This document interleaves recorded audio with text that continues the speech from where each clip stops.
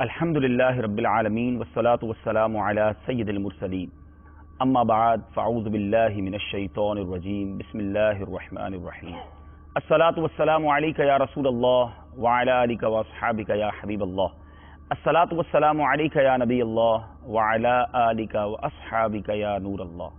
میرے پیارے اور محترم اسلامی بھائیوں اور مدنی چینل کے ناظرین، الحمدللہ عز و جل سلسلہ احکام حج کا آج پہلی قسط، آج پہلا ایپیسوڈ لے کر آپ کی بارگاہ میں حاضر ہیں۔ سلسلے میں ہمارے ساتھ انشاءاللہ عز و جل ہمارے مفتی علی اصغر صاحب ہمارے ساتھ ہوا کریں گے، اور حج کا سفر جو کہ یادگار، رحمتوں بھرا اور ایک ایسا محبتوں بھرا سفر ہے کہ جس پر جانے کی تمنا ہر عاشق رسول کے دل میں ہوتی ہے، مگر یہ سفر کیسے کیا جائے، اس سفر کے بارے میں کیا کیا شرعی احکام ہیں، ہم انشاءاللہ اس سلسلے میں مرحلہ وار سنتے چلے جائیں گے، مدنی پھول مفتی صاحب سے لیتے رہیں گے، آپ کو بھی شامل کریں گے۔ آئیے ایک درود پاک کی فضیلت پر مشتمل حدیث پاک سنتے ہیں۔ رسول اللہ صلی اللہ تعالی علیہ وسلم نے ارشاد فرمایا، مجھ پر درود پڑھنا قیامت کے دن پل صراط کی تاریکی کے وقت نور ہوگا، اور جسے یہ پسند ہو کہ اسے قیامت کے دن یہ نور اور اجر و ثواب پورا پورا ملے تو اسے چاہیے کہ مجھ پر بکثرت درود بھیجے۔ سبحان اللہ۔ اے میرے پیارے اسلامی بھائیوں، جہاں کہیں دنیا میں ہیں، آئیے محبت کے ساتھ درود پاک پڑھ لیجئے۔ صلو علی الحبیب صلی اللہ تعالی علی محمد صلی اللہ علیہ وسلم۔ میرے پیارے اسلامی بھائیوں اور مدنی چینل کے ناظرین، جس طرح میں نے کہا کہ حج کے سفر کی تمنا ہر عاشق رسول کے دل میں ہوتی ہے، اور کیوں نہ ہو۔ حج کی سفر کے فضائل کتنے ہیں، حاجی کے لیے برکتیں کتنی ہیں۔ آئیے کچھ فضائل عرض کر دوں تاکہ مزید شوق بڑھ جائے، اور پھر مفتی صاحب سے آج ہمارے سلسلے کا ویسے موضوع سن لیجئے۔ ہمارے سلسلے کا آج موضوع ہے حج کی تیاری، پریپریشن آف حج۔ پہلا سوال تو میں مفتی صاحب سے یہی کروں گا کہ یہ ہمیں بتائیں گے انشاءاللہ کہ حج فرض کن لوگوں پر ہو جاتا ہے۔ بہت سارے لوگ اپنے طور پہ طے کر لیتے ہیں کہ ہم پر حج فرض نہیں، تو ہمیں آج انشاءاللہ اس پر بھی رہنمائی لینی ہے۔ تو بہرحال حاجی کے بارے میں، حاجی کے فضائل کیا ہیں، حج کرنے کے فضائل کیا ہیں۔ میرے آقا مدینے والے مصطفیٰ صلی اللہ تعالی علیہ وسلم نے فرمایا، حاجی اپنے گھر والوں میں سے 400 کی شفاعت کرے گا، اور گناہوں سے ایسا نکل جائے گا جیسے اس دن کے ماں کے پیٹ سے پیدا ہوا۔ ذرا سوچئے میرے پیارے اسلامی بھائیو، اس کی اپنی تو انشاءاللہ خیری خیر ہونی ہے، اس نے 400 اپنے رشتہ داروں کی شفاعت بھی کرنی ہے۔ حاجی کی مغفرت ہو جاتی ہے، اور حاجی جس کے لیے استغفار کرے اس کے لیے بھی مغفرت ہے۔ سبحان اللہ۔ ایک اور جگہ میرے آقا علیہ الصلوۃ والسلام ارشاد فرماتے ہیں، جو حج یا عمرے کے لیے نکلا اور راستے میں مر گیا، اس کی پیشی نہیں ہوگی، نہ حساب ہوگا، اور اس سے کہا جائے گا تو جنت میں داخل ہو جا۔ یعنی اس سفر پر جا کر راستے میں موت بھی آ جائے تو یہ بڑی مبارک موت ہوا کرتی ہے۔ بہرحال فضائل بہت سارے ہیں، جی یقیناً آپ کا بھی چاہ رہا ہوگا، یقیناً ہمارا دل بھی تڑپ رہا ہے۔ اللہ تبارک و تعالی ہمیں بھی اس مبارک سفر کی سعادت عطا فرمائے۔ مفتی صاحب ماشاءاللہ مرحبا کہتے ہیں آپ کو ہمارے سلسلے میں۔ یقیناً بہت سارے مدنی پھول ہم نے مرحلہ وار آپ سے لینے ہیں۔ پہلے تو حضور یہ ارشاد فرمائیں، ایک عشق بھرا ہی سوال کر لیتے ہیں کہ حج کا سفر یقیناً بہت سارے اسباب اس کے لیے چاہیے ہوتے ہیں، مگر ایک عاشق چاہے وہ غریب ہو، نہ پاسپورٹ ہو، نہ ٹکٹ ہو، اب وہ بھی جانا تو چاہتا ہے، تو کیا کرنا چاہیے؟ یہ بھی ہمیں کچھ یہ بھی رہنمائی دینا کہ اب آپ یہ تو بتائیں گے کہ جو صاحب استطاعت ہو وہ جائے، جس کے پاس کچھ نہیں، تڑپ وہ بھی رہا ہے حرمین طیبین جانے کے لیے، تو کیا پاسپورٹ، ٹکٹ، پیسے ہوں گے تو ہی مطلب سفر ہو سکے گا، یا کوئی اور انداز بھی ہے؟ الحمدللہ رب العالمین والصلاة والسلام علی سید الانبیاء والمرسلین، اما بعد فاعوذ باللہ من الشیطان الرجیم، بسم اللہ الرحمن الرحیم۔ غرباء اور فقراء کی دعا لینے کا بڑا اچھا انداز ہے آپ کا، ان کی طرفداری سے دعائی ملے گی انشاءاللہ انشاءاللہ۔ دیکھیں، دل سے جو آہ نکلتی ہے پر نہیں طاقت پرواز مگر رکھتی ہے۔ سبحان اللہ۔ تو اگر تڑپ ہو، لگن ہو اور قناعت ہو، یہ نہیں کہ مطلب کہ دوسروں کے مال کے ذریعے حج پر جانا چاہے آدمی، واہ، دل میں لگن ہو، خودداری ہو، تڑپ ہو، قسمت میں لکھا ہے تو ضرور اس کی حاضری ہوگی۔ ماشاءاللہ۔ نہیں لکھا تو پھر یہ ہے کہ اس کی نیت پر اسے ثواب ملے گا، ماشاءاللہ۔ کیونکہ حج پر کون جائے گا اور کون نہیں، اس کا فیصلہ تو عالم ارواح میں ہو چکا۔ اللہ اللہ۔ جب اللہ تبارک و تعالیٰ نے روحوں کو جمع کیا اور روایتوں میں آیا کہ میدان عرفات میں جمع کیا، اس وقت ہو چکا.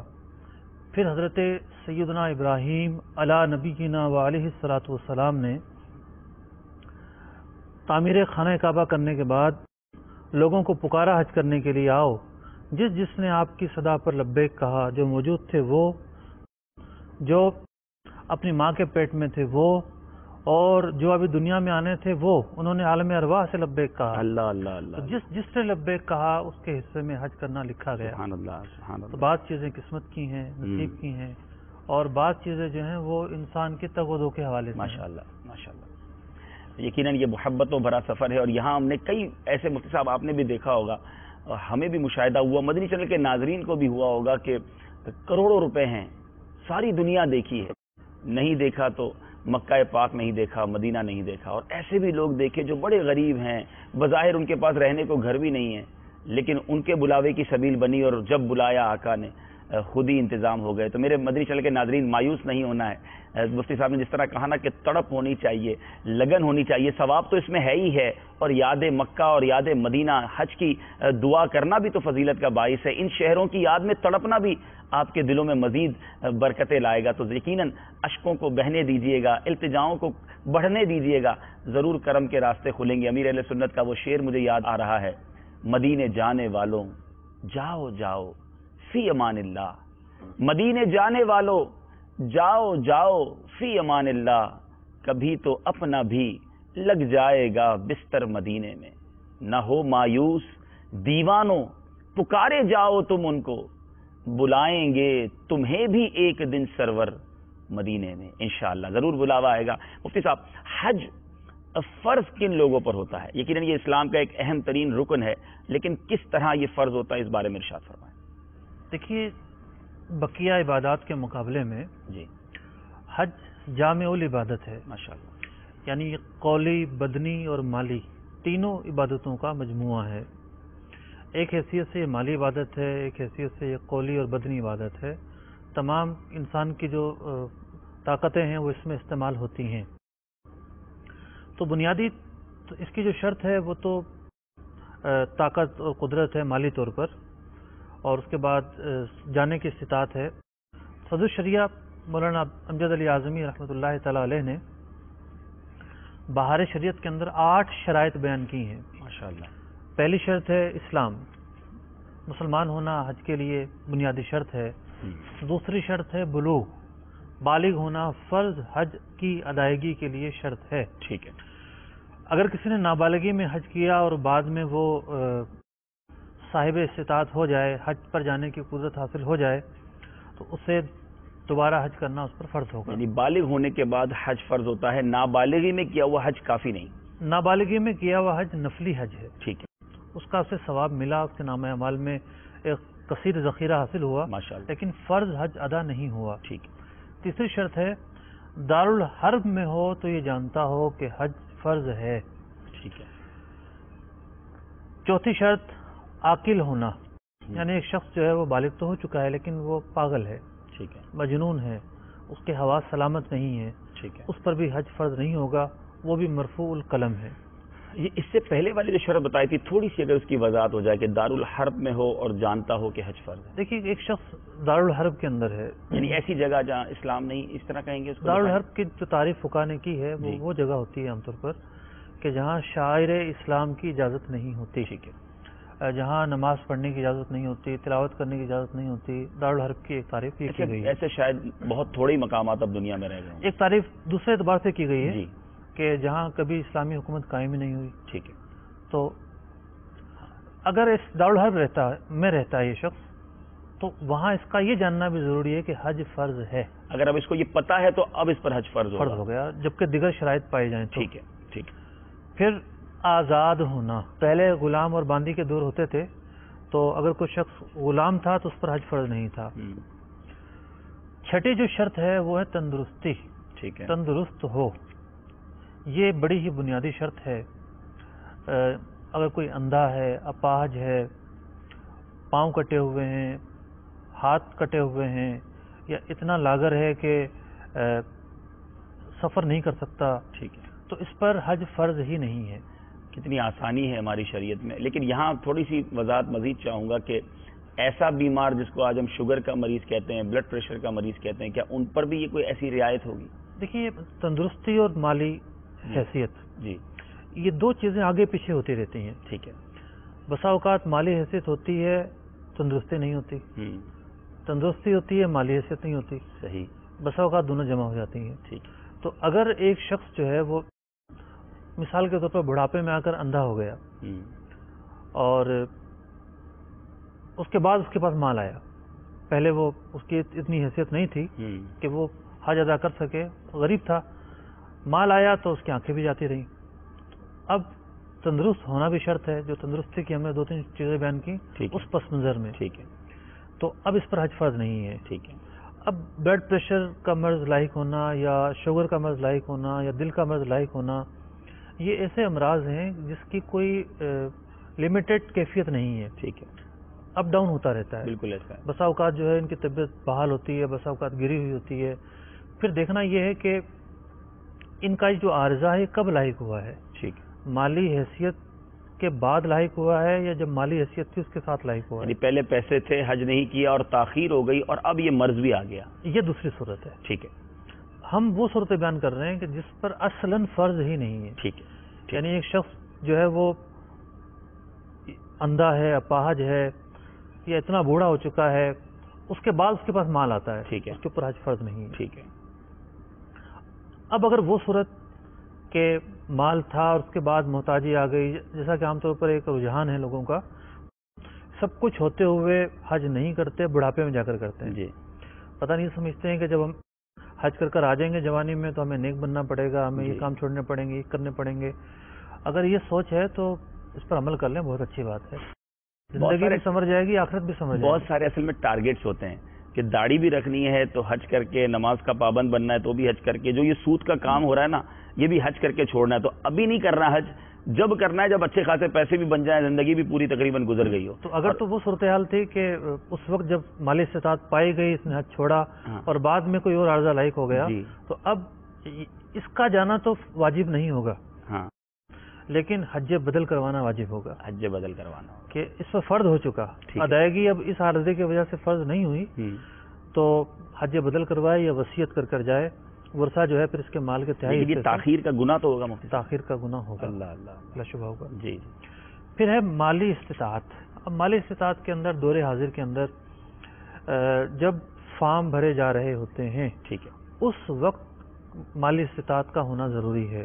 اب مثال کے طور پر ایک شخص جو ہے وہ اس کے پاس ربیع النور کے اندر مالی استطاعت ہوئی، لیکن جب فارم بھرنے کا زمانہ آیا اس سے پہلے وہ پیسے چلے گئے، یا یہ ہے کہ یہ صورت ویسے کچھ محلے غور معلوم ہو رہی ہے، یا یہ ہے کہ مثال کے طور پر جب فارم بھرے جا رہے تھے تو اس وقت استطاعت نہیں تھی، شوال میں ہو گئی. اب شوال میں کوئی چانس ہی نہیں. بس آپ کا چانس آ جاتے ہیں، جیسے پاسپورٹ مانگ لیے جاتے ہیں. آج کل تو ایسے حالات نہیں ہیں، ویسے کوٹا کم کر دیا گیا ہے تو بہت سارے حاجی رہ جائیں گے. کوشش ہے کہ کم حاجی آئیں. تو اس حوالے سے مالی استطاعت ایک بنیادی چیز، مالی استطاعت بھی اس ٹائم میں پائی جائے. ٹھیک ہے. کہ جب حج کے فارم بھرے جا رہے ہیں، حاجیوں کے جانے کا وقت. اچھا، یہ بھی کئی ملکوں میں مختلف ہے. جی. کچھ ملک ایسے بھی ہیں دنیا میں جہاں لاسٹ مومنٹ پہ بھی آپ اپلائی کر سکتے ہیں. کچھ ملک جیسے پاکستان ہے، یہاں پر آلموسٹ رجب کے اندر اس کا شور مچنا شروع ہو جاتا ہے، فارم ہے. ہند کے اندر جو ہے وہ بتاتے ہیں کہ رمضان اور بعض اوقات شوال میں بھی تیاری ہوتی ہے. تو جیسے جہاں جس ملک میں وہ عرب شریف میں اور رجحان، عرب شریف کے اندر ظاہر ہے بالکل آخری دنوں تک ترکیب بن سکتی ہے. پھر یہ ہے کہ کتنا مال ہو. جی، یہ میرا سوال تھا میرے ذہن میں کہ پیکج تو حضور 3-4 لاکھ روپے سے لے کر 10-12-15 لاکھ روپے تک کے ہیں. اچھا، جو مہنگے پیکج ہوتے ہیں ان میں کیا ہوتا ہے کہ جناب قریب رہائش ملے گی. جی. خیمہ جناب قریب ملے گا. جی. اچھا ہوٹل ہوگا. اچھا ہوٹل ہوگا، 5 اسٹار ہوگا. جی. تو اس میں متوسط ہوٹل، متوسط جو ہے وہ آسائش، یہ سب چیزیں پر جو قادر ہو، مثال کے طور پر جو ساری عمر جو ہے وہ سفر کرنے کہیں جائے تو وہ اکانومی میں جائے گا. ٹھیک ہے. اب وہ یہ سوچے کہ نہیں جناب بزنس کلاس میں مجھے ٹکٹ کے پیسے ہوں گے تو میں جاؤں گا، مجھ پر. تو ایسا نہیں ہے. اچھا. اسی طریقے سے اب کسی کو دور رہائش جو مل رہی ہے 50,000 1 لاکھ روپیہ کم میں مل جائے گی. جی. اب یہ اس میں کہ جناب ہوٹل کی کھڑکی کھلے اور مجھے کعبہ شریف نظر آئے، یہ پیسے ہوں تو میں جاؤں، ٹھیک حالانکہ یہ صحت مند ہے اور سب کچھ کر سکتا ہے جی. اور ویسے بھی جو ہے وہ نماز قریب اس کی میں جگہ ایک اور پہ پڑھی جا اضافہ بھی ہوتا سکتی ہے. ایک اور اضافہ بھی ہوتا ہے کہ چونکہ جانا پہلی بار ہے تو خاندان والوں کے لیے تحفے بھی لانے ہیں، کچھ ہدیے پیش کرنے ہوں گے، کچھ سسرال والوں کو دینا ہوگا، تو اس کے پیسے ہوں گے تو بھی حج پہ جاؤں گا. یہ بڑا پرانا رواج ہے، بہار شریف میں لکھا ہوا ہے جی کہ جو لوگ یہ سمجھتے ہیں کہ تحائف وغیرہ کے پیسے ہوں تو وہ بھی شامل ہوں، اس پر بھی استطاعت ہو، جی. وہ انکلوڈ نہیں ہوں گے. ٹھیک ہے. تو ایک متوسط جو پیکج ہوتا ہے اس کی استطاعت ہو. پھر یہ کہ بعض لوگ یہ چاہتے ہیں کہ ہم 20 دن کے لیے جائیں. ٹھیک ہے. شارٹ پیکج کے لیے. شارٹ پیکج ذرا مہنگا ہوتا ہے. ٹھیک ہے. تو اس کا بھی اعتبار نہیں کریں گے. ٹھیک ہے. پھر کچھ اور ڈیٹیلز ہیں، مثال کے طور پر 2 گھر ہیں، ایک گھر کو بیچے. ٹھیک ہے. اسی طریقے سے بزنس سے پیسہ نکالنے کا مسئلہ ہوتا ہے. جی جی. اس کے بارے میں فقہا نے لکھا کہ بزنس سے پیسہ نکالنے کا معاملہ کچھ تفصیل طلب ہے. ٹھیک ہے. 2 صورتیں بنتی ہیں. اتنا پیسہ نکال لے کہ جس سے وہ کاروبار چلایا جا سکتا ہو. ٹھیک ہے. یعنی مثال کے طور پر اس کا کام جو ہے وہ 50 سے 1 لاکھ کے درمیان رولنگ میں چل سکتا ہے. ٹھیک ہے. تو بقیہ جو پیسے ہیں وہ نکال کر حج کے لیے اہتمام کرے اور حج کرنے کو جائے. یہ نہیں کہتی شریعت کہ آپ سارا ہی نکال لیں اور کاروبار کرنے کے لیے کچھ بھی نہ بچے. اللہ اللہ اللہ. یہ چیز ہے. پھر جو ہے جب یہ چلا جائے گا 25 دن کے لیے یا 40 دن کے لیے، اس کے پیچھے جو اہل خانہ ہیں ان کے لیے ضروری جو گزر اوقات کا سامان ہے، مثلا کرایہ کا گھر ہے تو کرایہ، یوٹیلیٹی بلز یا کھانا وغیرہ، ان تمام چیزوں کا خرچہ پیچھے چھوڑ کر جائے. تو یہ موٹی موٹی چیزیں ہیں جو استطاعت میں آتی ہیں. یہاں مفتی صاحب یہ بھی ارشاد فرمائیں کہ آپ نے کہا کہ کاروبار سے پیسہ نکالے تو کاروبار بیٹھ نہ جائے. بیٹھ نہ جانے کا مفہوم لوگوں میں بہت وہ ہے. وہ وہی کہنے جا رہا تھا کہ بھائی پیسے تو نکلیں گے تو ڈسٹربنس تو ہوگی.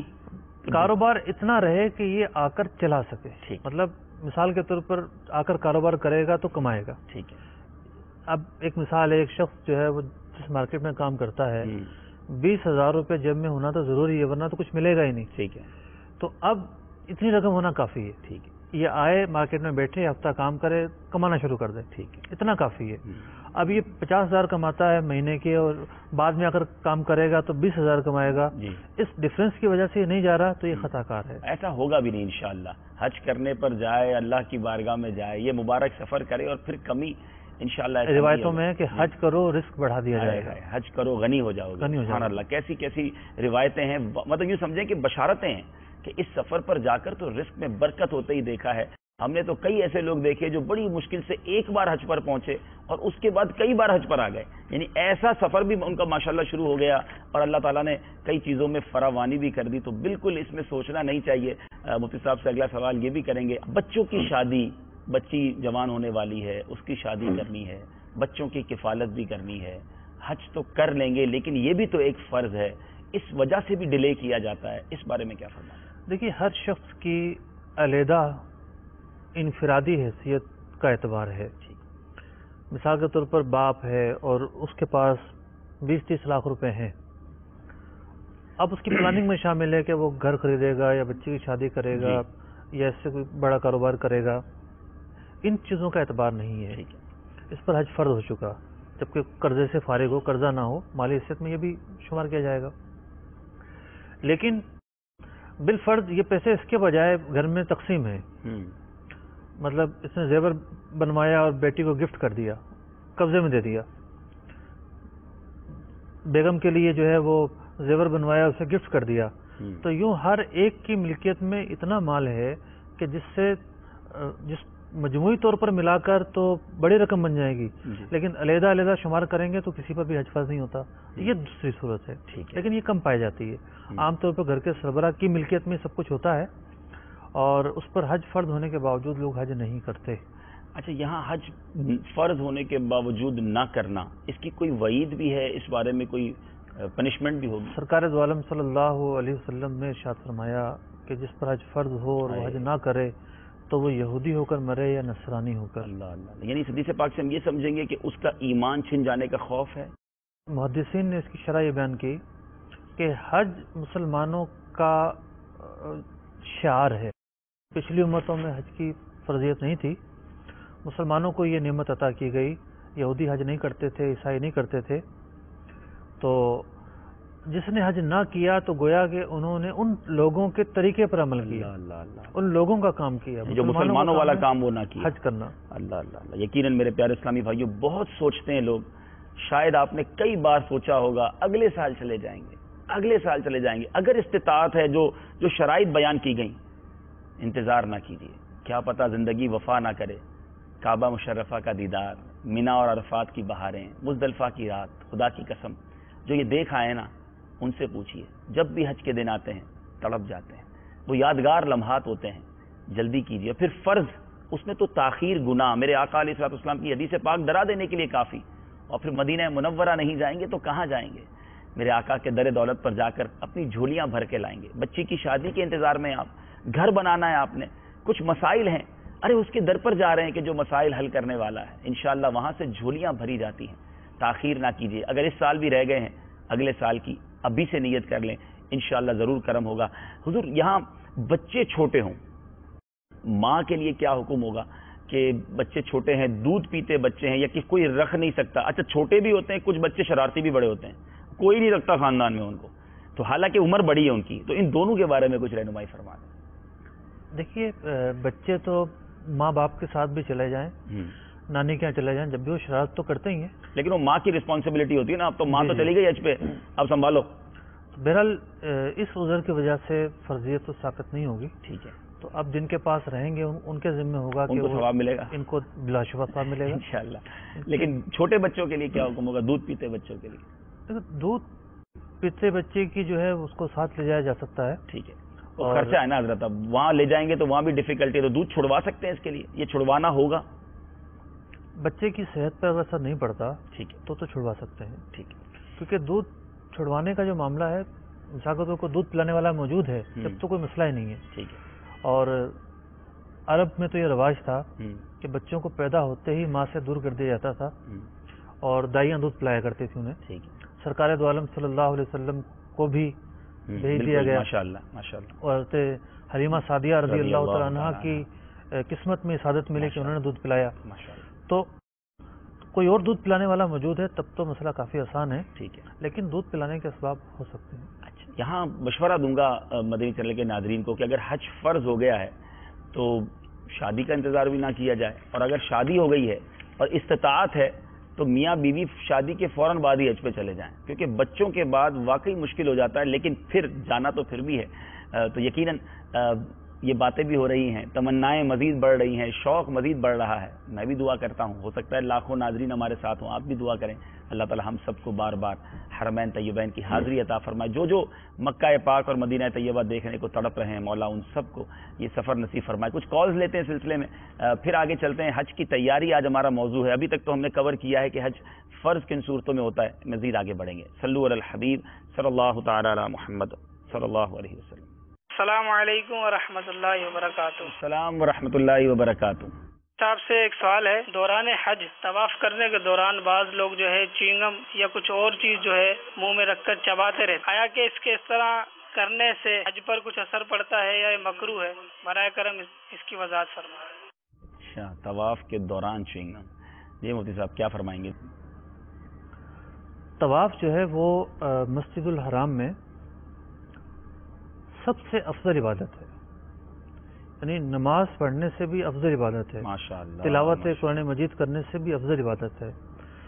تو یہ جب اتنا افضل کام ہے تو اب اس کے جو آداب اور اس کے جو تقاضے ہوں گے وہ بھی اتنے ہی افضل ہوں گے، تو ہرگز جو ہے وہ کچھ کھاتے ہوئے پیتے ہوئے طواف کرنے کی اجازت نہیں ہے۔ یہ ایک عبادت ہے اور اس عبادت کے جو تقاضے ہیں وہ پورے ادا کرتے ہوئے طواف کیا جائے، کچھ کھاتے پیتے طواف کرنے کی ہرگز اجازت نہیں ہے۔ امید ہے کہ کلیئر ہو گیا ہوگا۔ یہاں طواف کے دوران موبائل فون کا استعمال، وہ بھی مفتی صاحب بہت بڑھتا جا رہا ہے، تو کیا کچھ ضروری بات ہو تو کرنے کی اجازت ہوگی؟ دیکھیے، طواف کے اندر تو نہیں ہوگی، دنیا میں بات کرنے کی بھی اجازت نہیں ہے، دنیاوی بات کی بھی اجازت نہیں ہوگی، احتیاط ہی بالکل، بلکہ موبائل آف کر دیا جائے، سائلنٹ کر دیا جائے۔ یہاں کئی بار پہلے بھی عرض کر چکا ہوں، میوزیکل ٹیون، اب مکہ پاک اور مدینہ طیبہ آپ جا رہے ہیں، حج کی تیاری میں چلیں، ایک تیاری یہ بھی لے لیجئے، مزید تو مفتی صاحب بتائیں گے کہ اپنے اپنے موبائل فون کو ان میوزیکل ٹیون سے برائے کرم پاک کر لیجئے۔ یہاں بھی عادت ہوتی ہے لوگوں کی، اور چونکہ عادت یہاں بنی ہوئی ہوتی ہے موبائل کو پھر چینج کرتے نہیں ہیں، ٹیون چینج کرتے نہیں ہیں. عین طواف کے دوران کعبہ شریف کے سامنے لوگ عبادت کر رہے ہیں اور کسی کے موبائل سے بہت بڑی آواز میں گانے کی ٹیون بجتی ہے، میوزیکل ٹیون بجتی ہے. آپ سوچیں یہ وہ جگہ ہے جہاں ایک گناہ 1,00,000 گناہ کے برابر ہے. تو بہت احتیاط کی ضرورت ہے، کہیں ایسا نہ ہو سارا سفر بیکار ہو جائے. اور سب طواف کے دوران تو آپ نے کھانے سے منع فرمایا، لیکن اگر مکہ پاک میں یا حرم شریف میں کبھی کوئی چیز کھانے یا پینے کی ضرورت پڑ جاتی ہے، کھجور وغیرہ لوگ دیتے ہیں، زمزم شریف پیئیں گے، تو اعتکاف کی نیت وہاں بھی ضروری ہوگی. مسجد الحرام شریف میں یا کسی بھی مسجد میں کوئی چیز کھانا یا پینا ہو تو اس کی اجازت اسی وقت ہے کہ جب اعتکاف کی نیت کر لی جائے. آپ نے دیکھا ہوگا کہ مسجد نبوی شریف میں بڑے ہی عمدہ خط کے ساتھ ایک پلر پر لکھا ہوا ہے نویت سنت الاعتکاف. یہ باب السلام سے جب داخل ہوں وہاں بھی لکھا ہوا ہے ماشاءاللہ. تو یہ اسی لیے لکھا ہوا ہے تاکہ لوگوں کو یاد آ جائے ماشاءاللہ. تو وہاں چونکہ ہر پیر کو ہی بڑے اہتمام کے ساتھ افطاری ہوتی ہے اور اس کے علاوہ بھی لوگ جمعرات کو بھی، جمعہ کو بھی بازوں کا دفتر بچتا ہے، لیکن پیر کو تو ماشاءاللہ بڑا اہتمام ہوتا ہے ماشاءاللہ. تو مسجد کے اندر کھانے پینے کی اجازت نہیں، اعتکاف کی نیت کر لی جائے تو مسجد میں کھایا پیا جا سکتا ہے. ٹھیک ہے، امید ہے کہ یہ بھی کلیئر ہو گیا ہوگا. مفتی صاحب اب آتے ہیں واپس اپنے موضوع کی طرف. حج کی تیاری، کیا تیاری کرنی چاہیے اس وقت؟ لاکھوں لاکھ عازمین حج اپنے اپنے وطن میں ہوں گے، تیاریوں کی کوششیں کر رہے ہوں گے، کوئی بیگ خرید رہا ہوگا، کوئی احرام خرید رہا ہوگا. شریعت ہمیں کیا مدنی پھول دیتی ہے تیاری کے حوالے سے؟ 6 پوائنٹس میں نے نوٹ کیے ہیں ماشاءاللہ کہ یہ 6 چیزیں ہیں جس کا تعلق پریپریشن یا تیاری سے ہے. واہ بھائی واہ، آپ نے نوٹ کیے تو میرا خیال ہے حاجیوں کو بھی نوٹ کر لینے چاہیے. چلیں بھائی، اگر آپ کے پاس بھی قلم اور کاغذ ہے انشاءاللہ بہت کچھ سیکھنے کو ملے گا. نوٹ کرتے جائیں. There are 6 important things about preparation of Hajj. ماشاءاللہ ماشاءاللہ. پہلی چیز ہے ان مسائل سے آگاہی جن سے مناسک حج کی ادائیگی درست ہو سکے. واہ واہ، تفصیل میں عرض کرتا ہوں پھر. ماشاءاللہ. دوسری چیز ہے فضائل مقامات و اراکین کا جاننا.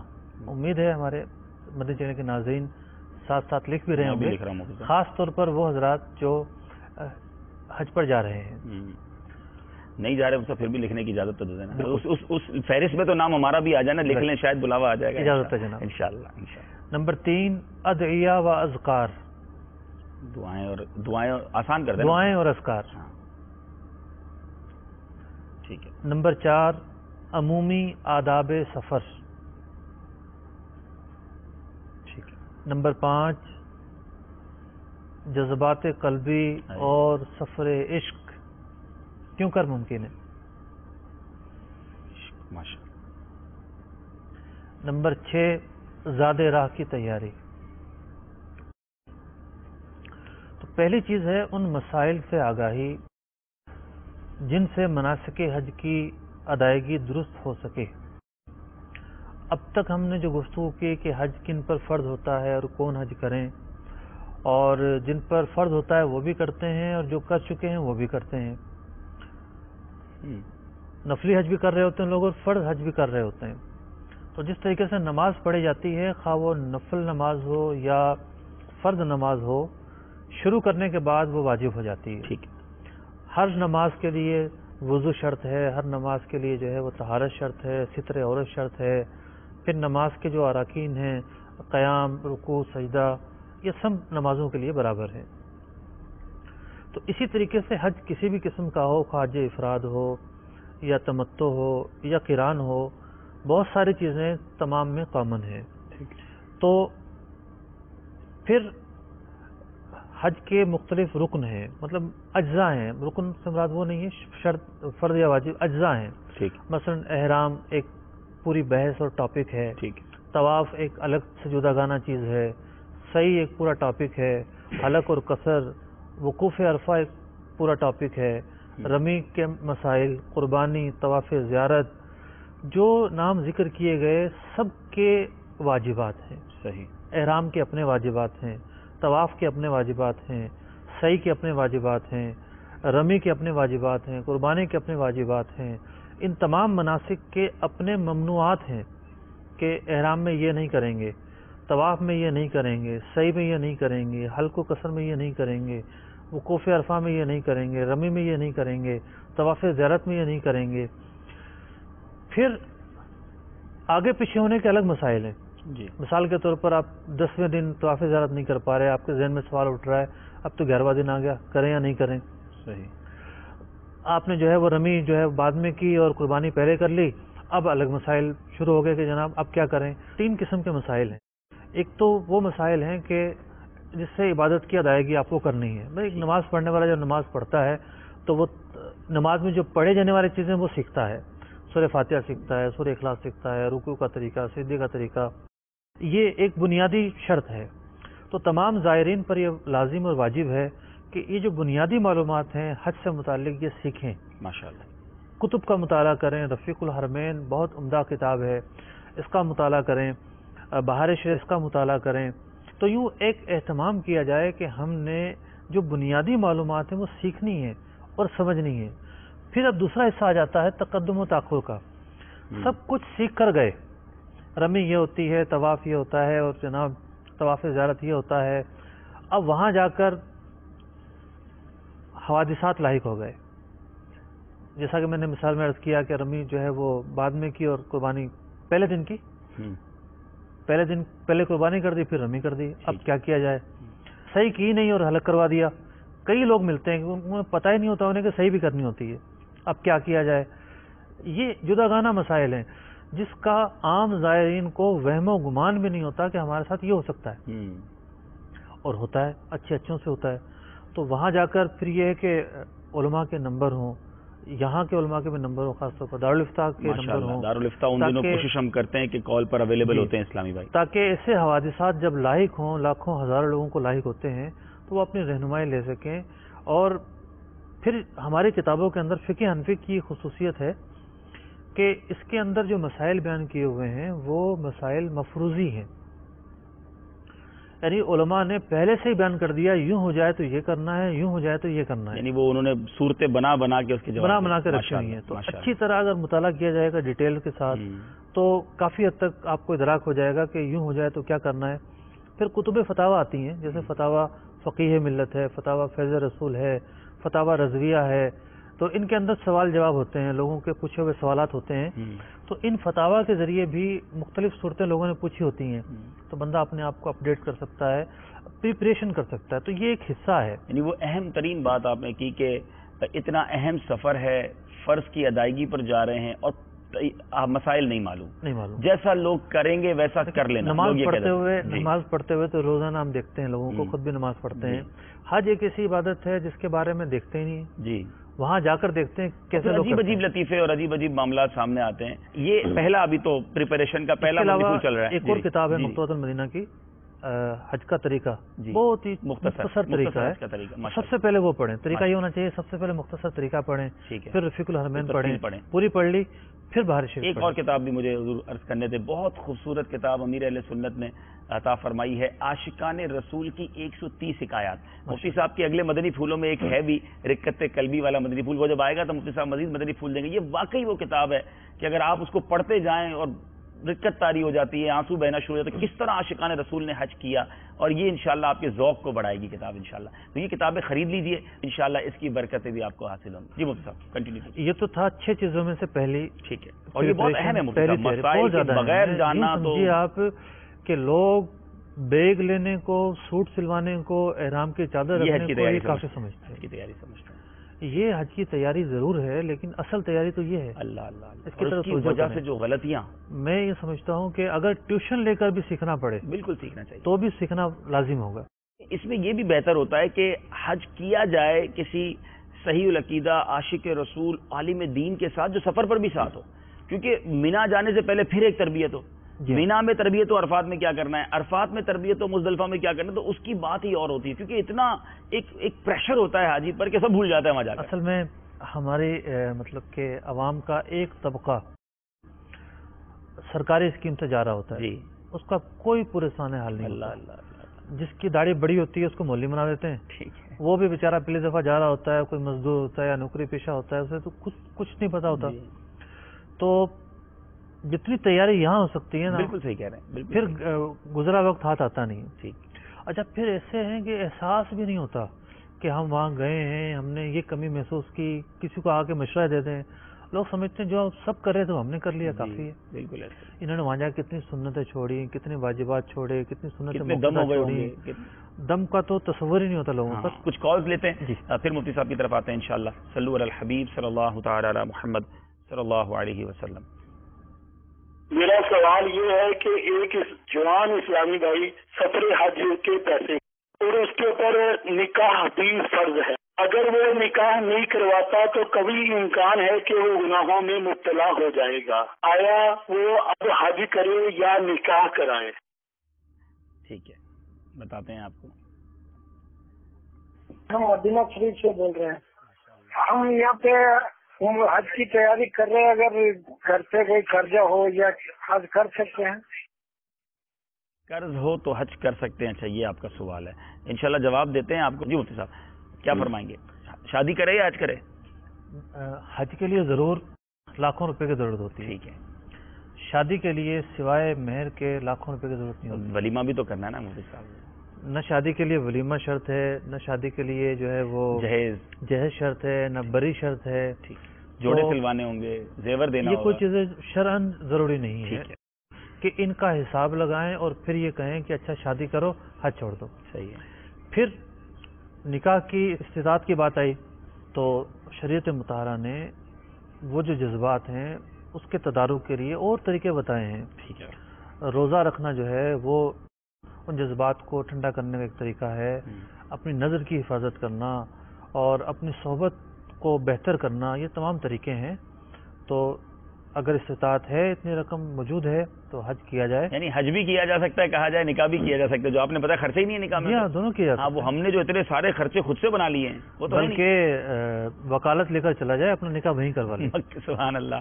مکہ مدینہ شریف میں نکاح. اس طریقے سے ہمارے یہاں دلہن گھر ہوتی ہے اور دولہا اسٹیج پر ہوتا ہے. جی. تو اس طریقے سے لڑکا بھی وکالت لے سکتا ہے. ٹھیک ہے. وہیں نکاح ہو جائے گا. وہیں نکاح بھی ہو سکتا ہے. ماشاء اللہ. چلیں بھائی یہ تو 2-in-1 ہو گیا. یعنی ولیمہ شرط نہیں ہے لیکن سنت تو ہے نا. سنت ماشاء اللہ. لیکن اس سنت کے لیے ضروری نہیں ہے یہ نہیں کہ آپ حج چھوڑ دیں. 10-12 دیگے پکائیں گے. ٹھیک ہے. اگر آپ نے ایک پتیلے میں چاول پکا کر کھلا دیے اپنے مہمانوں کو ماشاء اللہ تو یہ بھی ولیمہ ہے. ماشاء اللہ ماشاء اللہ. جی دوسرا سوال تھا قرض ہو تو حج کر سکتے ہیں؟ زکوٰۃ کی طرح لوگوں میں کنسپٹ یہ بھی ہے کہ لاکھوں لاکھ موجود ہوں گے، ہزاروں کا قرض ہوگا تو یہ سمجھیں گے ہم پر تو قرضہ ہے. 50 لاکھ موجود ہیں اور 1 لاکھ کا قرضہ ہے تو بھائی 1 لاکھ نکال کر 49 تو بچ جاتے ہیں. ٹھیک ہے. تو صرف قرضہ ہونا فرضیت کو ساقط نہیں کرتا. دیکھا جائے گا کہ مالی استطاعت کا جب حساب لگائیں گے تو اگر تو قرضہ اتنا ہے کہ اس کو نکال کر استطاعت باقی نہیں رہتی، ٹھیک ہے، تو حج فرض نہیں ہوگا. ٹھیک ہے. ورنہ تو اچھا یہ جو حج کے لیے پیسے چاہیے یہ زکوٰۃ کی طرح اس پر بھی 1 سال گزرا ہونا ضروری ہے؟ اچھا جی نہیں. یعنی وہ جو وقت آیا فارم جمع کروانے کا اس وقت ہے تو حج فرض ہو جائے گا. ٹھیک ہے مفتی صاحب اگلے مدنی پھول کی طرف. اب ہم چلے گئے، مطلب سفر حج اللہ تعالیٰ نے نصیب کیا. آمین آمین. ہم سب کو نصیب کرے اللہ تعالیٰ. آمین. جو ہمارے ناظرین انہیں بھی نصیب فرمائے. آمین آمین. اب دیکھیے ہر چیز کی ایک حرص ہوتی ہے. مال کے حوالے سے مال والے چاہتے ہیں کہ ہمیں زیادہ سے زیادہ مل جائے، علم والے چاہتے ہیں کہ ہمیں علم زیادہ سے زیادہ مل جائے. تو ایک زائر جو سب کچھ چھوڑ کر حرمین طیبین پہنچا ہے اور اس نے 25 دن 20 دن یا 40 دن وہاں رہنا ہے تو اس کے اندر ایک حرص ہونی چاہیے کہ میں زیادہ سے زیادہ فائدہ اٹھاؤں. اب زیادہ سے زیادہ فائدہ اٹھانے کا ایک مدنی پھول یا ایک پریپریشن اور تیاری جو اسے کرنی پڑے گی وہ یہ ہے کہ جو حج کے اراکین ہیں، جیسے حرم احرام ایک جز ہے، سعی ایک جز ہے. ہم نے مسائل کے حوالے سے سیکھ لیا کہ سعی کے بارے میں سے یہ سیکھنا پڑے گا کہ سعی جو ہے اس کے یہ واجب ہیں، یہ ممنوعات ہیں. ٹھیک ہے. احرام کے یہ واجب ہیں، یہ ممنوعات ہیں. طواف کے یہ واجب ہیں، یہ ممنوعات ہیں. یہ چیزیں اپنی جگہ پر. دوسرا پہلو یہ ہے کہ ان کے فضائل بھی جانتا ہو. ٹھیک ہے.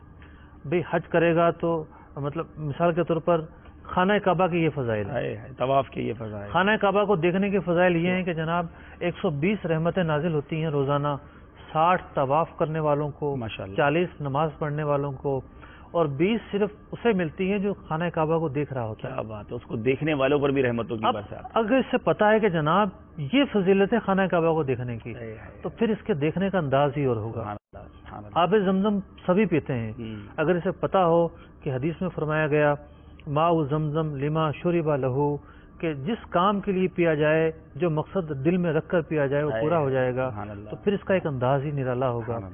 مینا پہنچے تو اسے مینا کی فضیلت پتا ہو. مینا کی فضیلت کیا ہے، وہ جو 3-4 دن ہے اس کی فضائل کیا ہیں، عرفہ کے فضائل کیا ہیں، اور طواف کے کیا فضائل ہیں، یعنی ڈیوٹی سمجھ کر نہیں، پھر وہ سعادت سمجھ کر کر رہا. مسجد حرام کے کیا فضائل ہیں، مسجد نبوی کے کیا فضائل ہیں، پھر جو مقامات ہیں اور دیگر ان کے کیا فضائل ہیں.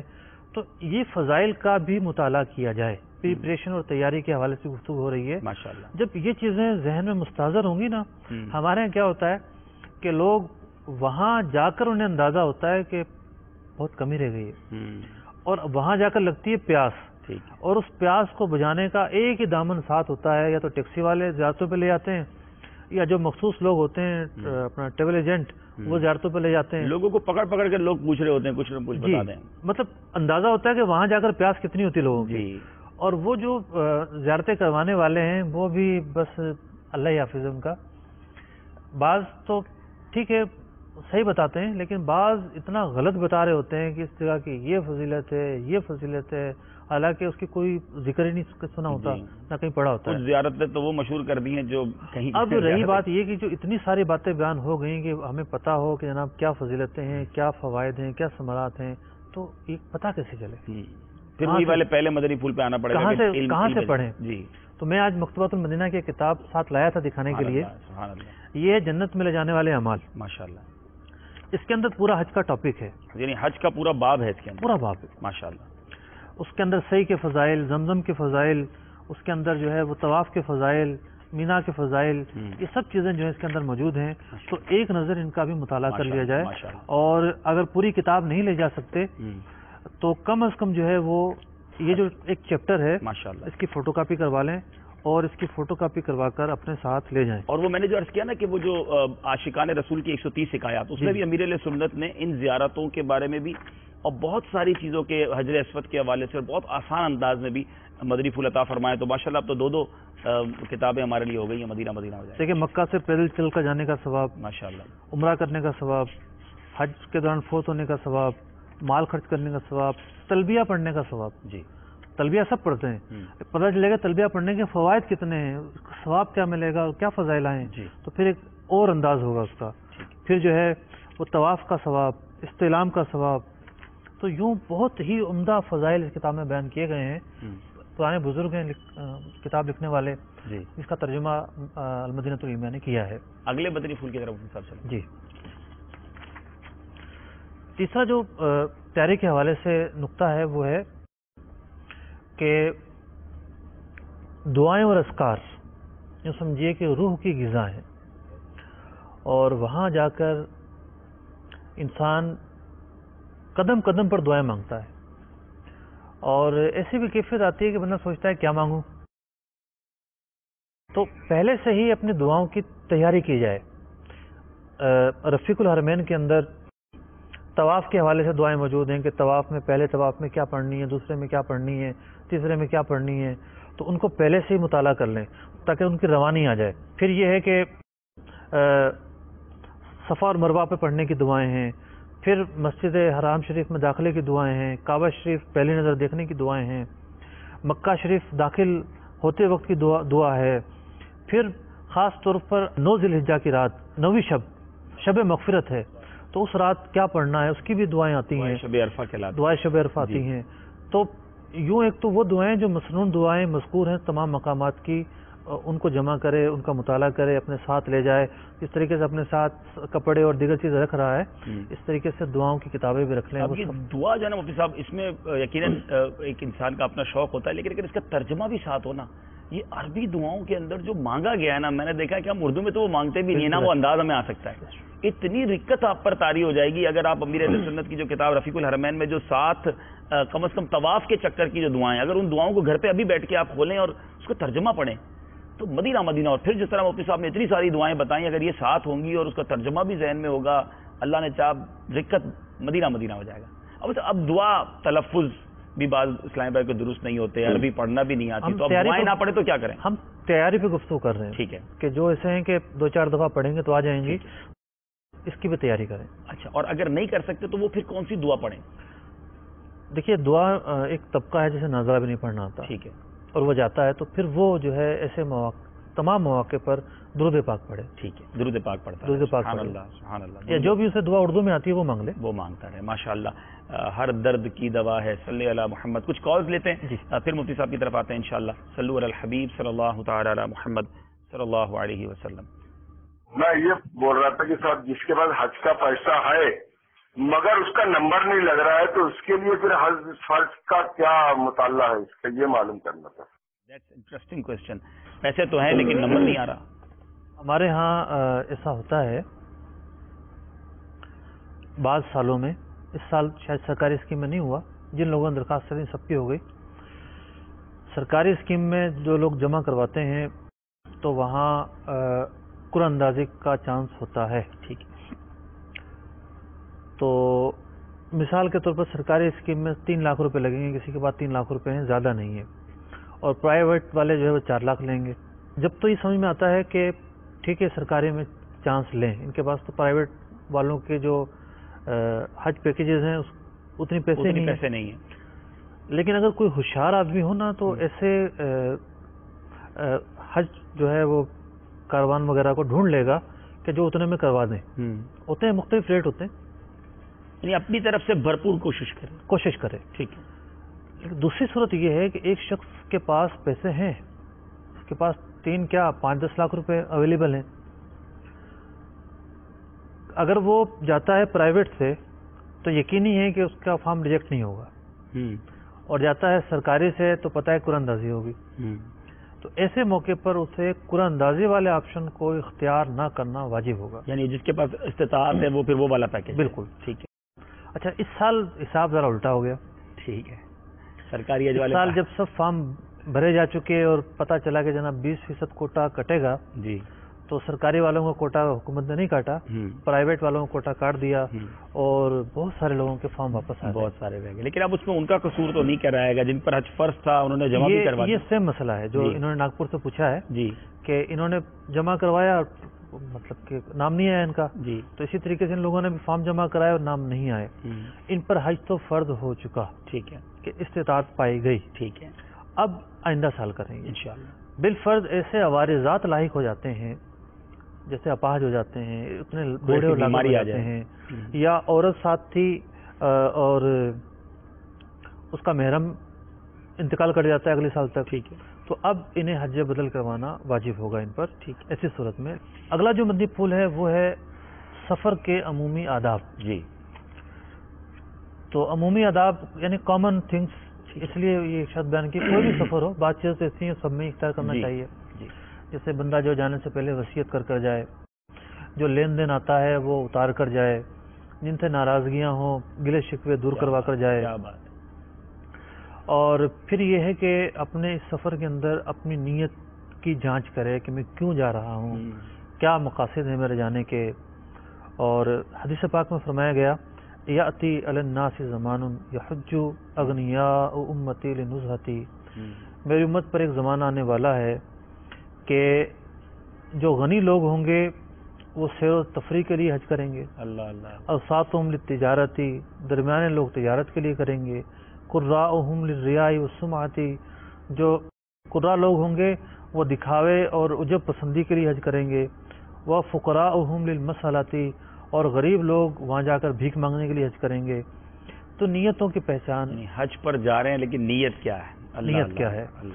جانے سے پہلے نیتیں خالص کی جائیں کہ اللہ کی رضا کے لیے, فرض حج ہے تو فرض پورا کرنے کے لیے, نفل ہے تو برکتیں لوٹنے کے لیے, اور جو حج دین اسلام کے اراکین میں سے ایک رکن ہے اس کی ادائیگی سے مشرف ہونے کے لیے, زیارت قبر نبی کے لیے جا رہا ہوں, یہ نیتیں کی جائے. تو یہ ہے کہ ہمارے اسلامی بھائیوں کے لیے, مدنی چینل کے ناظرین کے لیے بہت آسانی کر دی امیر اہل سنت نے. اپنی کتاب رفیق الحرمین, بار بار دیکھیں رفیق الحرمین کا تذکرہ ہو رہا ہے, واقعی یہ سفر کی رفیق کتاب ہے. اس سفر کے لیے 56 نیتیں امیر اہل سنت نے صفحہ نمبر 11 پر ہمیں عطا فرمائی، حج جو عمرے پر جانے والے کے لیے 56 نیتیں، تو یہ نیتیں کر لیجئے. پھر اس کے بعد جیسے عمومی مفتی صاحب نے فرمایا کہ بہت سارے ایسے آداب ہیں کہ قرض اگر کسی سے لینا دینا ہے اس سے کوشش کرے ترکیب بنا لے، کسی کا دل دکھایا اس سے معافی مانگ لے، وصیت کر کے جائے. تو سفر پر جانے کے مدنی پھول بھی امیر اہل سنت نے اس کتاب میں 26 مدنی پھول عطا فرمائے ہیں صفحہ نمبر 37 پر. تو واقعی یہ کتاب پڑھنے سے تعلق رکھتی ہے، اور ابھی سے پڑھیں. بڑی اچھی بات مفتی صاحب نے کی کہ رمضان سے ہی اس کی تیاری ہو جانی چاہیے تاکہ بار بار پڑھنے سے ساری چیزیں یاد ہو جائیں. جی پھر یہ ہے کہ مال حلال سے حج کرنا. سبحان اللہ. مال حرام سے اگر حج کیا جائے گا تو حج قبول ہی نہیں ہوگا اللہ کی بارگاہ میں. تو یہ خیال رکھا جائے کہ حج جو ہے وہ مال حلال ہی سے کرنا ہے. پھر خاص طور پر جدال اور فسوق سے بچنے کا حکم دیا گیا. جب بندہ سفر میں جاتا ہے تو چڑچڑا پن بھی آ جاتا ہے، تکالیف بھی آ جاتی ہیں، تو پھر لوگ جا کر بات بات پر بحثیں کرتے ہیں. تو نہ تو سخت کلامی کی جائے، گالم گلوچ تو بہت بڑی بات ہے، سخت کلامی تک نہ کی جائے، اور اخلاقیات کا دھیان رکھا جائے. پھر دل کھول کر خرچ کیا جائے. واہ. دیگر مواقع پر بھاؤ کم کروانا سنت ہے، لیکن یہاں جو مانگے اتنے پر دینا ہی افضل ہے. یعنی دکان والا جو ہے وہ جو مانگ رہا ہے حج کی تیاری کے لیے جو بھی چیز آپ خریدنے جا رہے ہیں دل کھول کر خرچ کریں. اچھا. کہ یہ پیسہ آپ کا اللہ کی راہ میں خرچ ہو رہا ہے. وہ چاہے مہنگا دے رہے ہو، ثواب تو ملے گا. ماشاءاللہ. رفقائے سفر کے حقوق ہوتے ہیں. مطلب ایک کمرے میں آپ ہیں، 4 5 لوگ ہیں، تو لائٹ کو دیکھنا ہے، خاص طور پر اے سی کو دیکھنا ہے. بعض کی طبیعت ایسی ہوتی ہیں کہ وہ کولنگ برداشت نہیں کرتی. جی. تو تھوڑا سا ایسا کہ تمام لوگوں کا ساتھ لے کر چلا جائے. سب کا خیال. اور ایک اور اہم چیز کہ جو ایک المیہ ہے، پردے کا خیال رکھنا ہے. بعض جو ہے خاص طور پر سرکاری اسکیم میں جانے والوں کا تو کوئی پریشان حال ہوتا ہی نہیں ہے. جی. اور ایک بڑے بڑے ہال کے اندر ایک ہی کمرے کے اندر عورتیں بھی ہیں، مرد بھی ہیں، اجنبی غیر اجنبی، محرم نا محرم کو لحاظ ہی نہیں ہو رہا ہوتا.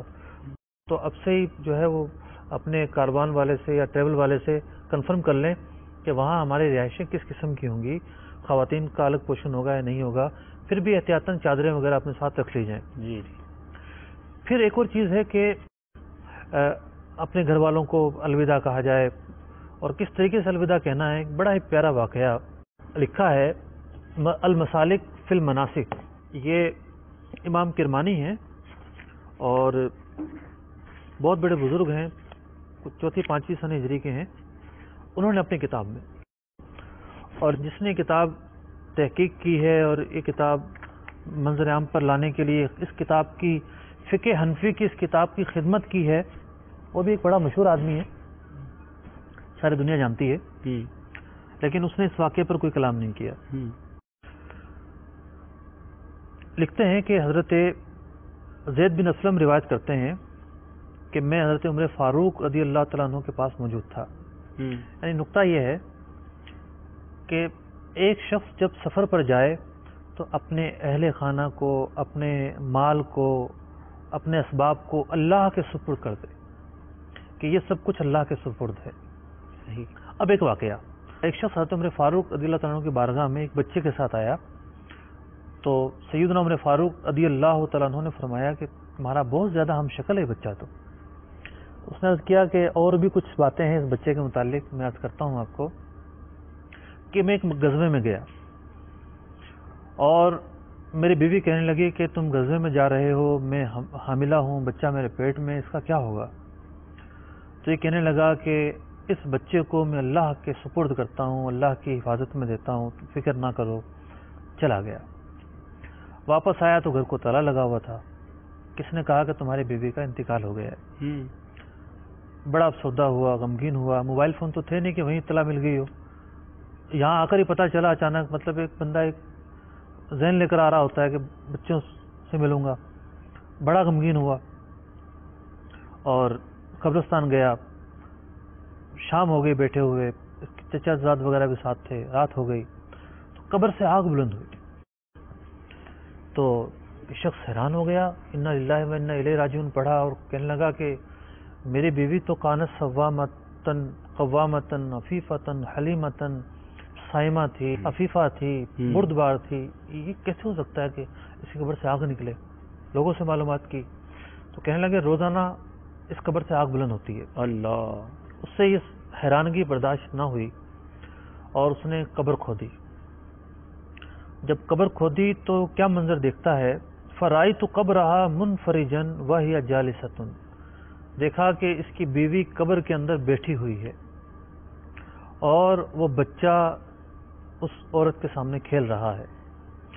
اتنے میں منادی ندا کرتا ہے کہ واللہ لو استطعتنا امہ ایدن لوجدتہا، کہ تو نے بچے کو ہمارے سپرد کیا. تو اس روایت کے مفہوم سے یہ اندازہ ہو رہا ہے کہ وہ عورت بیٹھی ہوئی ضرور تھی لیکن شاید زندہ نہیں تھی. صحیح. کہ تو نے اس بچے کو ہمارے سپرد کیا، ہم نے یہ بچہ تجھے لٹا دیا. اگر جاتے وقت اس کی ماں کو بھی ہمارے سپرد کر دیتا تو یہ بھی زندہ مل جاتا. اللہ اللہ اللہ. تب اس کے الفاظ یہ تھے کہ اے اللہ اس بچے کو میں تیرے سپرد کر رہا ہوں. تو یوں اس بات کا بھی خیال رکھے کہ جاتے ہوئے اپنے جو ہے وہ مال و اسباب اللہ تعالیٰ کے سپرد کرتا جائے، تو اس کی بھی ایک اہمیت ہے. تو کتاب حج کی کتاب ہے المسالک. لیکن یہ تو کمال آپ نے ماشاءاللہ روایت سنائی. یعنی اور اسے دیکھیں قبروں کے واقعات کو دیکھیں. ہم جو اولیاء اللہ کی قبروں پر جاتے ہیں تو وہاں کیا ہوتا ہے اور کیا نہیں، وہاں راکھ کا ڈھیر ہوتا ہے یا کچھ اور ہوتا ہے. تو دیکھیے اس سے کرامت بھی ظاہر ہو رہی ہے. لیکن اب یہ پتہ چلا کہ اللہ کی بارگاہ میں جب بھی سفر پر جائیں، بالخصوص حج کے سفر پر جائیں، تو مال و اسباب، گھر بار، سب کو کاروبار کو اللہ کے سپرد کر کے لمبا سفر ہوتا ہے اور حوادثات بھی ہوتے ہیں، تو ضرور سب چیزوں کو دیکھیں. وہ جو دعا ہے گھر سے نکلنے کی، دیکھیں کتنی خوبصورت دعا ہے. بسم اللہ توکلت علی اللہ لا حول ولا قوت الا باللہ. مفتی صاحب کچھ کال لے لیتے ہیں پھر انشاءاللہ آگے چلتے ہیں. صلو علی الحبیب صلی اللہ تعالی علی محمد صلی اللہ علیہ وسلم. میں تو جھارکھنڈ کا رہنے والا ہوں، انڈیا کا، لیکن میرا سوال یہ ہے کہ میرا ایک اپنا ہی رشتے دار کا میرا بہنوئی لگتا ہے، اس کے پاس پیسہ بہت ہے لیکن وہ حج کرنا نہیں چاہتا ہے. اس کا وجہ یہ میں بتاتا ہوں آپ کو کہ میری بہن کا آپریشن ہوا ہے، تو وہ کیا وہ حج کر سکتا ہے یا نہیں، اس کے لیے نہیں جاتا ہے وہ. تو میں نے یہی مدنی چینل میں یہ بات رکھنا چاہتا ہوں کہ تاکہ اس کی مسئلہ حل ہو جائے. وہ آپریشن میری بہن کا ہوا ہے، تو میرا بہنوئی حج کر سکتا ہے یا نہیں؟ انشاءاللہ ضرور جواب دیں گے آپ کو. اگلی کال دے دیجیے. سر میرا مفتی صاحب سے سوال یہ ہے کہ میں پاکستان سے سعودیہ آیا ہوں، پاکستان سے قرضہ لے کے میں سعودیہ آیا ہوں. تو اب میں چونکہ قرضہ میرے اوپر باقی ہے تو کیا مجھے حج کرنا چاہیے؟ میں حج کر سکتا ہوں؟ اس وقت میں سعودیہ میں ہوں، مدینہ منورہ کے بالکل پاس ہوں. پلیز یہ بھی بتا دیجئے کہ کنواں تھا جو کہ کھارا پانی تھا جس میں، تو نبی علیہ السلام نے جب اس میں اپنا لعاب دان پھینکا تو وہ میٹھا ہو گیا. اس کنویں کا نام بتا، وہ کنواں کس جگہ پہ؟ کنواں کس جگہ پر ہے؟ جی جناب اگلی کال دے دیجیے. میرا ایک سوال ہے کہ وہ اسلامی بھائی یا وہ ہمارے لوگ جو بینک میں اور فائنانس کمپنی میں جاب کرتے ہیں، کیا وہ اپنی سیلری کی بیس پر یا کچھ HR ایڈوانس کی بیس پر اپنے پیرنٹس کو، اپنے والدین کو یا خود حج یا عمرہ ادا کر سکتے ہیں؟ ان کی اس کمائی سے حج اور عمرہ کرنا صحیح ہوگا؟ کیونکہ بہت سے لوگوں کا کہنا یہ ہوتا ہے کہ بینک کی جاب اور بینک سے ریلیٹڈ جو بھی فائنانس ہوتا ہے وہ صحیح نہیں ہوتا. شکریہ. جی جناب. انڈیا سے حضور بہن کا آپریشن ہے، بہنوئی حج پہ نہیں جاتے، کیا فرمائیں گے آپ؟ ان کے سوال کے دو رخ بن سکتے ہیں. جی. ایک تو یہ کہ آپریشن کی وجہ سے پیسے ختم ہو گئے اس لیے حج پر نہیں جا رہے، تو لیکن اس سے جب پیسے موجود تھے اور صحت بھی تھی اور دیگر شرائط بھی پائی جا رہی تھی تو حج تو فرض ہو چکا تھا. جی. اور دوسری صورت یہ بن سکتی ہے کہ شاید تیمہ داری کی وجہ سے نہیں جا رہے، کہ وہ دیکھ بھال کرنی پڑتی ہے. تو دیکھ بھال ظاہر بات ہے بھائی موجود ہیں اور خواتین بھی ہوں گی ضرور لازمی طور پر، تو انہیں حج پر جانا چاہیے. بالکل. اگلی جو کال تھی حضور کیا فرماتے ہیں؟ جدہ سے قرض لے کر یہاں سے گئے تھے، قرض باقی ہے، مدینہ منورہ کے قریب رہتے. جو لوگ نوکری کے لیے جاتے ہیں تو وہ 2-2.5 لاکھ 3 لاکھ روپے ویزے بکتے ہیں. جی. تو خرچ کر کے جاتے ہیں، قرضہ لے کر جاتے ہیں. تو استطاعت کی جو ہم نے بحث کی ہے وہ استطاعت کی بحث کی ہے دور دراز سے جانے والوں کے لیے. ٹھیک ہے. جو لوگ قریب ہوں ان کے لیے دیگر تفصیلات ہیں. جیسے بیان کیا فقہا نے کہ جو 3 دن سے کم کی مسافت پر رہتا ہو، جیسے جدہ جو ہے 3 دن سے کم کی مسافت پر ہے، تو یہاں رہنے والے لوگوں کے لیے سواری بھی شرط نہیں ہے، پیدل جائیں، یہاں تک لکھا ہوا ہے. ٹھیک ہے. تو اب پہلی بات تو یہ ہے کہ جو لوگ آلریڈی عرب شریف میں ہیں ان کے لیے شرائط کا معیار کچھ اور ہوگا. ٹھیک ہے. اب وہاں بھی ایک تفصیل ہے ٹھیک ہے کہ جو لوگ میقات کے اندر رہتے ہیں ان کے لیے کافی آسانیاں ہوتی ہیں. میقات کے باہر والے کے لیے تو تصریح لینا اور اخراجات الگ. باہر والے کے لیے تو پھر تصریح لینا، گورنمنٹ سے اجازت لینی پڑتی ہے اور وہ ایک فیس ہوتی ہے اور وہ کافی مہنگی فیس ہوتی ہے، 1-1.5 لاکھ روپیہ، تقریباً 5,000 ریال 4,000 ریال بن جاتے ہیں، ایک 1.5 لاکھ روپے ہو جاتے ہیں. اگر قرضے کی رقم ہٹا کر ان کے پاس اس تصریح کی رقم موجود ہے تب تو ان پر حج فرض ہے. ٹھیک ہے. اور تصریح کی رقم نہیں ہے اور یہ ویسے جاتے ہیں اور قانونی گرفت کا اندیشہ ہے تو پھر جداگانہ صورت بنے گی. ٹھیک ہے. اگلا سوال تھا صاحب، آپ نے برس کے حلال پر تو بات کی تھی، لیکن اچھا ان کا ایک سوال کنویں کا بھی تھا. جی جی. فی وقت اس کنویں کا نام تو میرے ذہن میں نہیں آ رہا. بیر روحا بھی کہتے ہیں، لیکن اس کے لیے میں نے دوبارہ آپ کو اسی کتاب کی طرف لے کے چلوں گا. امیر اہل سنت کی جو کتاب ہے عاشقان رسول کی 130 حکایات، یہ آپ ویب سائٹ سے ڈاؤن لوڈ بھی کر سکتے ہیں اور اس کتاب کو آپ خرید سکتے ہیں. اس میں ماشاءاللہ مکے مدینے کی زیارتیں بھی لکھی ہوئی ہیں. لیکن ایک اور مسئلہ ضرور ہے کہ آپ کو میں اگر یہاں سے بتا بھی دوں تو آپ یوں نہیں پہنچ سکیں گے زیارتوں پر، کیونکہ کچھ زیارتیں جو ہیں وہ نارملی لوگ نہیں بتاتے، تو اس کے لیے تو آپ کو تھوڑی سی کوشش کرنی ہوگی. کوئی ایسا کچھ اور کنویں ہیں جی جن کا سرکار دو عالم صلی اللہ علیہ بیر وسلم عثمان بھی جی انتصاب ہے. جی ماشاءاللہ. جیسے ایک کنواں ہے جو مسجد نبوی شریف میں آ چکا ہے ماشاءاللہ، اور باب فاز سے جیسے داخل ہوتے ہیں تو ایک قالین اس کے اوپر بچھا ہوا ہے. آپ پہنچا رہے ہیں مفتی صاحب. لیکن اس قالین کے نیچے باقاعدہ 3 گول بنے ہوئے، راؤنڈ بنے ہوئے، راؤنڈ بنا ہوا ہے. تو وہ کنواں ایسا ہے جس کا انتصاب ہے، جس کی زیارت کی جا سکتی ہے. ایک کنواں ہے جہاں مدینہ منورہ میں آب زمزم ملتا ہے. آب زمزم کے جو نلکے لگے ہوئے ہیں اس کے برابر میں ایک باغیچہ ہے. وہ باغیچہ اس کنویں سے سیراب ہو رہا ہے اور وہ جو باغیچہ ہے اس میں جو کنواں ہے اب تو اس میں پائپ لگے ہوئے ہیں، اس سے سیراب ہوتا ہے. وہ ہے بئر بداعہ. صحابہ اکرام علیہم الرضوان اس کنویں کے پانی سے شفایاب ہوتے تھے. ماشاءاللہ مبارک کنویں، اور بہت سارے کنویں ہیں ماشاءاللہ. مکہ شریف میں بھی ہیں. جی یقیناً. مکہ شریف کے تو بہت مشہور کنویں ہیں. جی مفتی صاحب. سودی اداروں میں کام کرنے والے افراد 2-3 طرح کے ہوتے ہیں. جی 3 طرح کے ہوتے ہیں. ٹھیک ہے.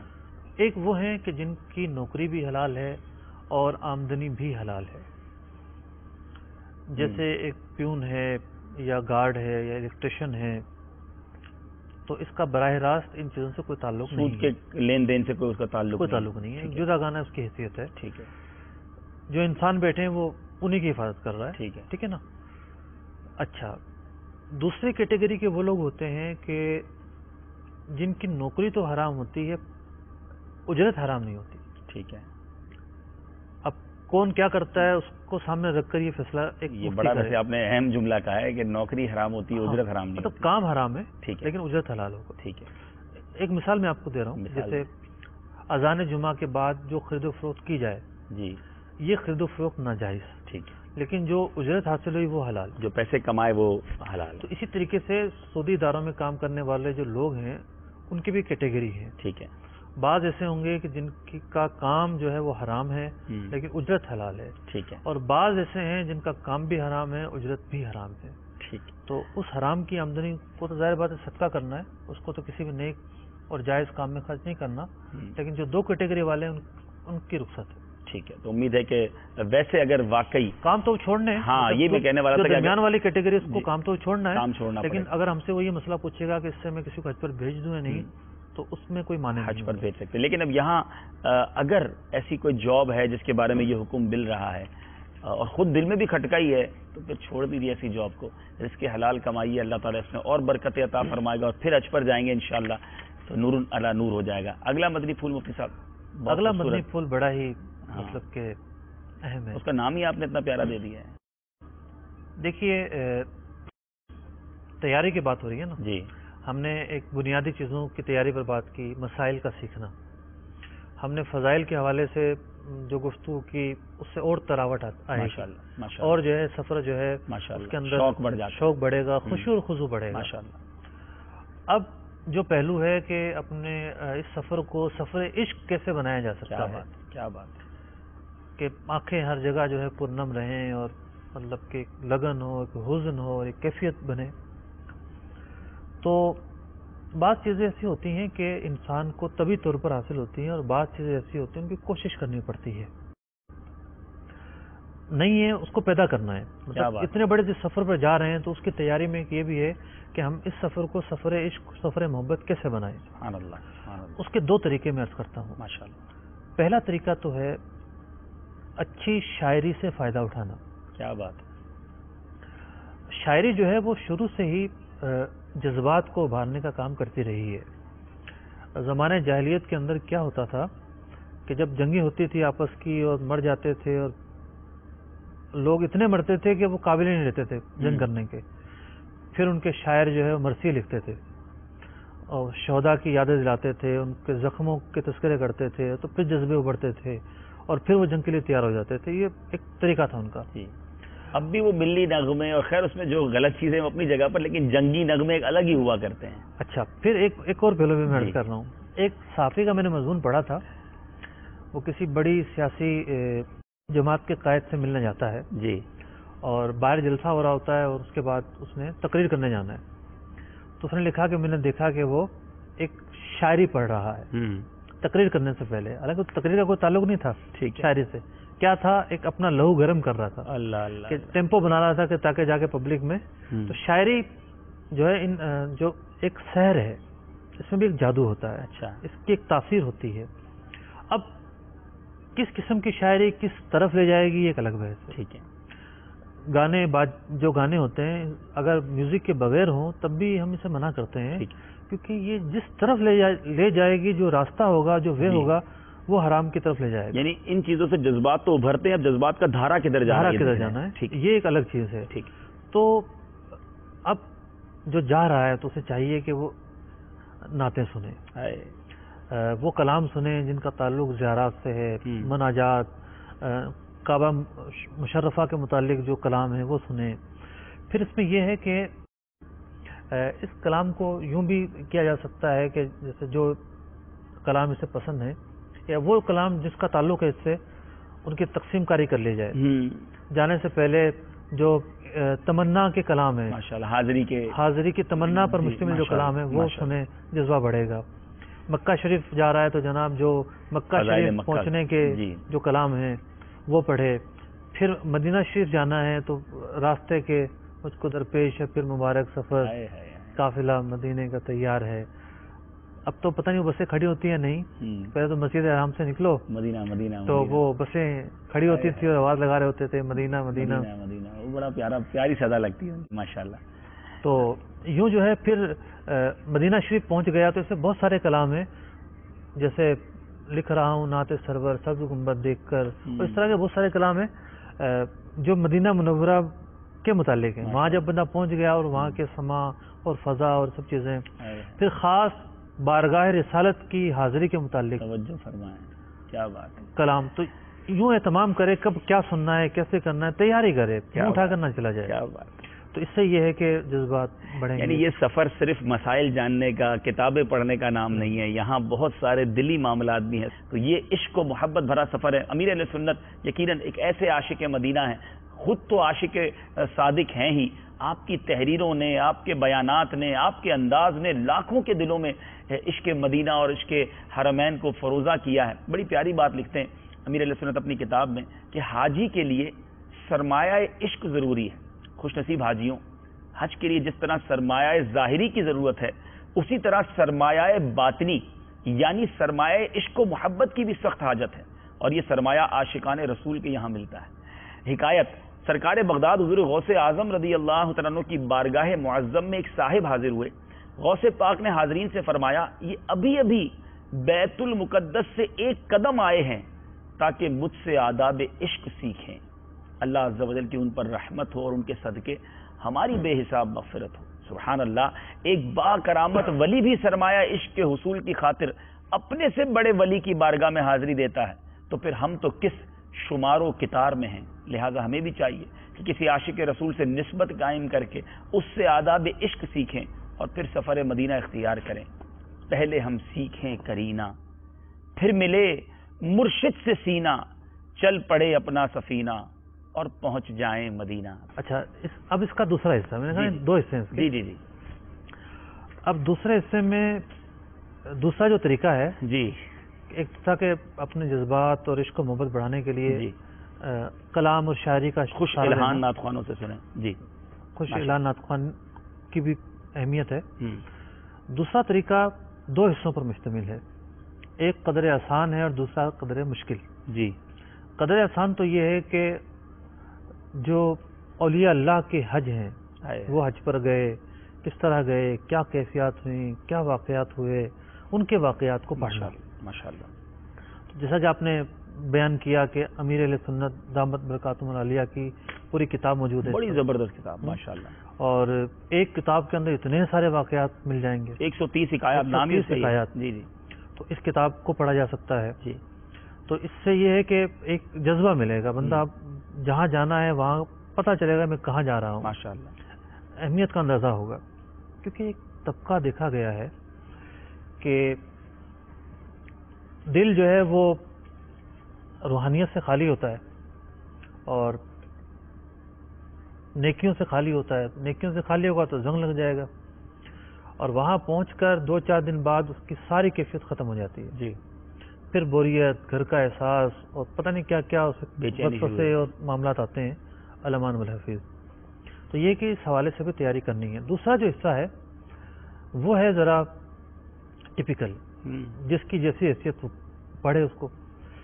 بہت سارے علماء نے حج کے رموز پر اور باطنی کیفیات پر تفصیل سے گفتگو کی ہے. احیاء العلوم کے اندر بھی موجود ہے اور عربی کتابوں میں تو بہت سارے میں موجود ہیں، تو ان کو بھی پڑھا جا سکتا ہے.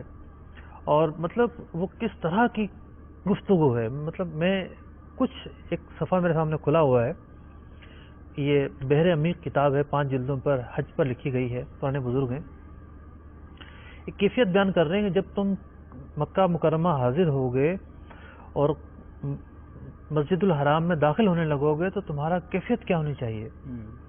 کہتے ہیں اذا دخلت مکہ فاحضر نفسک تعظیما وامنها وشرفها. جب تم مکہ حاضر ہو گیا تو پہلے سوچ کہاں آیا ہے تو، کس جگہ آیا ہے تو، اور اس کے بعد جو ہے وہ اپنے باطن کو ذرا کھنگال، اپنے ظاہر کو کھنگال، اپنی نیتوں کو حاضر کر کس کریم کی بارگاہ میں آیا ہے. اور یوں کرتے کراتے واقعات بیان کیے انہوں نے. ایک واقعہ بیان کرتا ہوں کہ امام شبلی رحمۃ اللہ تعالی علیہ حج پر گئے، مکہ مکرمہ پہنچے.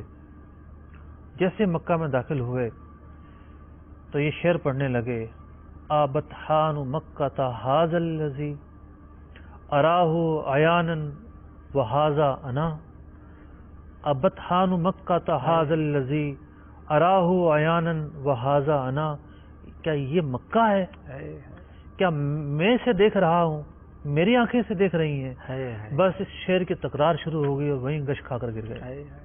ایک عورت کا واقعہ بھی لکھا ہے کہ وہ ایک نیک عورت جب گئی ہے مکہ مکرمہ اور کعبہ مشرفہ پر نگاہ پڑتے ہی ایک کیفیت بن گئی ہے اور جاتے ہی کعبہ مشرفہ کی دیوار سے چمٹ گئی ہے. بس چمٹی تو وہ زندہ تھی اور الگ ہوئی تو وہ روح پرواز کر چکی. اللہ اللہ. تو ایسے بھی واقعات ہیں، کئی واقعات ہیں. اصل چیز ہے اپنے قلب کے اندر ان مقامات کی عظمت پیدا کرنا. طواف کوچائے جانا کے قابل کون سمجھے گا، طواف خانہ کعبہ کے قابل کون سمجھے گا. میرا احرام ہستی دیکھ کر بوسیدہ بوسیدہ چلا ہوں ایک مجرم کی طرح میں جانب آقا. نظر شرمندہ شرمندہ بدن لرزیدہ لرزیدہ. صلو علی الحبیب صلی اللہ تعالی علی محمد صلی اللہ علیہ وسلم. السلام علیکم ورحمۃ اللہ وبرکاتہ. وعلیکم السلام ورحمۃ اللہ وبرکاتہ. محمد وسیم عثمانی اختاری باب المدینہ کراچی سے گزاروں. مفتی صاحب سے میرا سوال ہے کہ الحمدللہ 2007 میں مجھے حج کی سعادت نصیب ہوئی. میرے وقت فرض حج تھا، لیکن اب میں کبھی سوچتا ہوں کہ یہ حج کی ادائیگی میں کوئی ایسی غلطیاں ہوئی، معلومات کی کمی تھی کہ میں حج صحیح کر سکا نہ کر سکا. تو اب اگر میں حج کروں تو وہ فرض کی ادائیگی کے لیے کروں یا نفلی حج کی نیت کروں؟ اس کے متعلق ذرا شرعی رہنمائی عطا فرما دے. جزاک اللہ خیر. انشاءاللہ. اگلی کال دے دیجیے.